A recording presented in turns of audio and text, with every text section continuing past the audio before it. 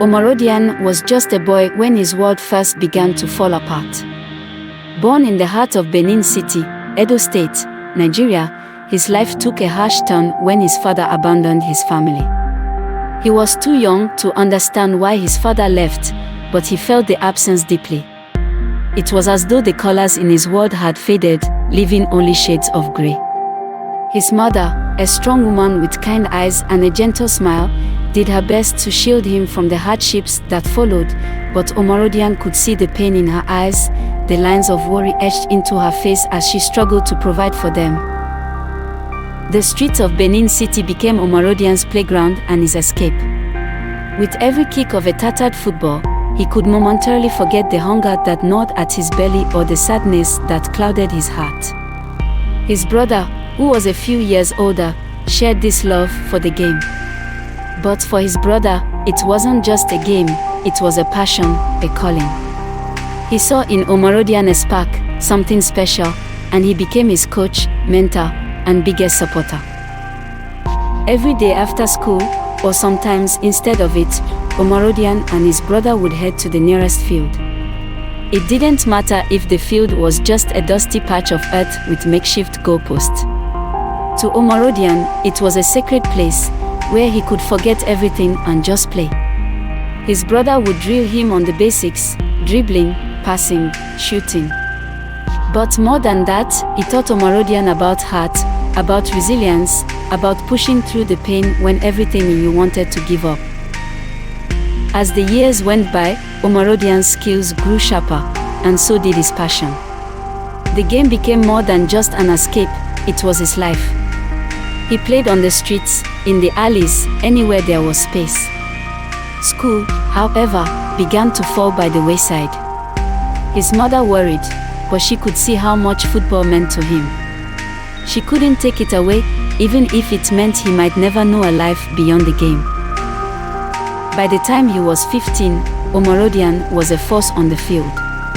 His presence was intimidating, his footwork was impeccable, and his determination was unmatched. Local clubs started noticing the boy who played with the fire of someone who had nothing to lose. He signed his first contract with a local club, a moment of pride that brought tears to his mother's eyes. For the first time in years, she allowed herself to hope that maybe, just maybe, her son would be able to rise above the hardships that had marked their lives. It wasn't long before scouts from European clubs started noticing Omorodion. His talent was undeniable, but it was his spirit that caught their attention. There was a rawness, a hunger in his play that couldn't be taught. It came from years of hardship, from the nights he went to bed hungry, from the pain of abandonment, from the deep desire to prove himself to a world that had often looked down on him. When Omorodion was called up to represent Nigeria in the U-17 World Cup, it felt like a dream. He had always imagined wearing the green jersey of his country, but to actually do so was a moment of immense pride. On the field, he was unstoppable, a lion with the heart of a warrior. He played with a ferocity that left opponents trembling, and with each goal he scored, he felt a piece of the pain inside him melt away. The tournament was grueling, but Omorodion thrived. With every match, he grew stronger, more confident. His team looked to him, and he didn't disappoint. He led them to victory, and when the final whistle blew, signaling that Nigeria had won the trophy, Omorodion fell to his knees, tears streaming down his face.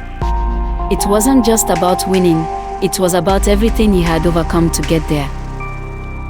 The celebrations were wild, but amid the joy, a shadow from the past reappeared. His father, the man who had left him and his mother to struggle alone, suddenly wanted back into his life.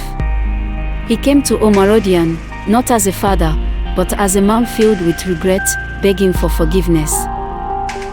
Omorodion stood before him, the man who had caused so much pain. The memories of the nights he had cried himself to sleep, the days he had gone without food, the burden his mother had carried alone, all of it came rushing back.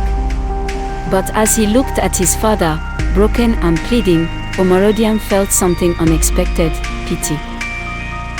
He had risen from the ashes of abandonment, and now he was a champion. The world knew his name, and his future was bright. He realized that holding on to the anger, the pain, would only keep him chained to the past. With a heavy heart, he chose to forgive his father, not because it was easy, but because it was the only way to truly move forward.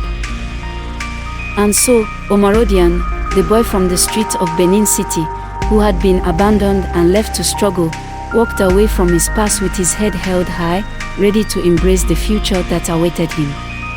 He had become more than just a footballer.